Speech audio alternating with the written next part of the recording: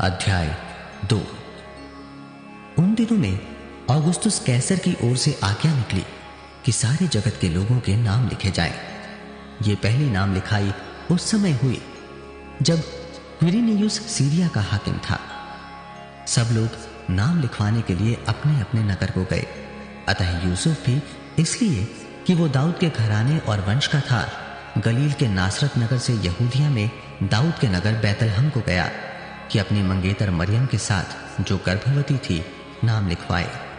उनके वहां रहते हुए उसके जनने के दिन पूरे हुए और वो अपना पहिलौठा पुत्र जने और उसे कपड़े में लपेटकर चरनी में रखा, क्योंकि उनके लिए सराय में जगह न थी।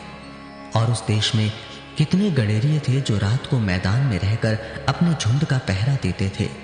और प्रभु का एक दूत उनके पास आ खड़ा हुआ और प्रभु का तेज उनके चारों ओर चमका और वे बहुत डर गए। तब स्वर्गदूत ने उनसे कहा, मत डरो, क्योंकि देखो मैं तुम्हें बड़े आनंद का सुसमाचार सुनाता हूं जो सब लोगों के लिए होगा कि आज दाऊद के नगर में तुम्हारे लिए एक उद्धारकर्ता जन्मा है और यही मसीह प्रभु है। और इसका तुम्हारे लिए यह पता है कि तुम एक बालक को कपड़े में लिपटा हुआ और चरनी में पड़ा पाओगे।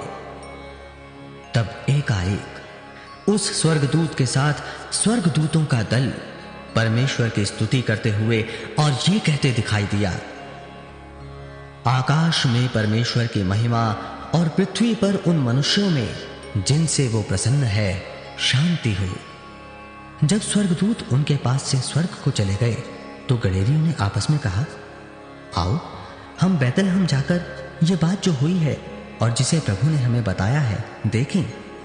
और उन्होंने तुरंत जाकर मरियम और यूसुफ को और चरनी में उस बालक को पड़ा देखा। इन्हें देखकर उन्होंने वो बात जो इस बालक के विषय में उनसे कही गई थी प्रकट की। और सब सुनने वालों ने उन बातों से जो गडेरियों ने उनसे कही आश्चर्य किया। परंतु मरियम ये सब बातें अपने मन में रखकर सोचती रही।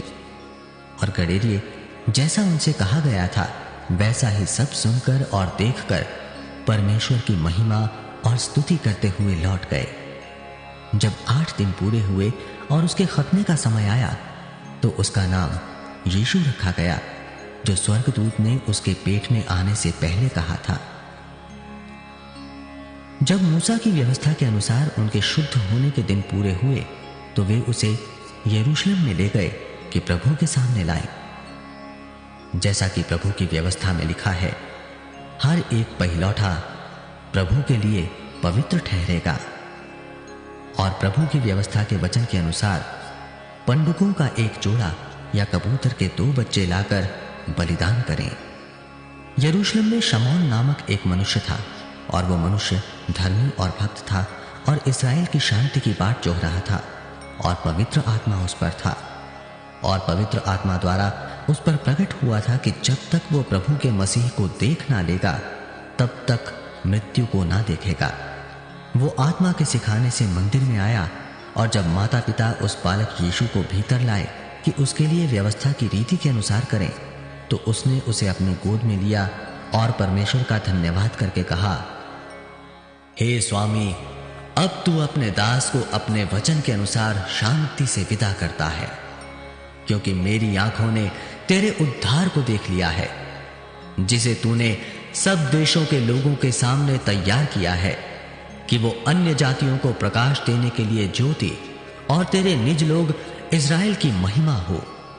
उसका पिता और उसकी माता इन बातों से जो इसके विषय में कही जाती थी आश्चर्य करते थे। तब शमौन ने उनको आशीष देकर उसकी माता मरियम से कहा, देख, वो तो इज़राइल में बहुतों के गिरने और उठने के लिए और एक ऐसा चिन्ह होने के लिए ठहराया गया है जिसके विरोध में बातें की जाएंगी, वरन तेरा प्राण भी तलवार से वार पार छिद जाएगा। इससे बहुत हृदयों के विचार प्रकट होंगे। अशेर के गोत्र में से हन्नाह नामक फनूएल की बेटी एक भविष्यद्वक्तिन थी। वो बहुत बूढ़ी थी और विवाह होने के बाद 7 वर्ष अपने पति के साथ रह पाई थी। वो 84 वर्ष से विधवा थी और मंदिर को नहीं छोड़ती थी, पर उपवास और प्रार्थना कर करके रात दिन उपासना किया करती थी। और वो उस घड़ी वहां आकर प्रभु का धन्यवाद करने लगी और उन सबों से जो यरूशलेम के छुटकारे की बाट चाहते थे उस बालक के विषय में बातें करने लगी। जब वे प्रभु की व्यवस्था के अनुसार सब कुछ पूरा कर चुके तो गलील में अपने नगर नासरत को फिर चले गए। और बालक बढ़ता और बलवंत होता और बुद्धि से परिपूर्ण होता गया और परमेश्वर का अनुग्रह उस पर था। उसके माता पिता प्रतिवर्ष फसह के पर्व में यरूशलेम जाया करते थे। जब यीशु 12 वर्ष का हुआ तो वे पर्व की रीति के अनुसार यरूशलेम को गए। जब वे उन दिनों को पूरा करके लौटने लगे तो बालक यीशु यरूशलेम में रह गया और ये उसके माता पिता नहीं जानते थे। वे ये समझकर कि वो अन्य यात्रियों के साथ होगा एक दिन का पड़ाव निकल गए और उसे अपने कुटुंबियों और जान पहचान वालों में ढूंढने लगे।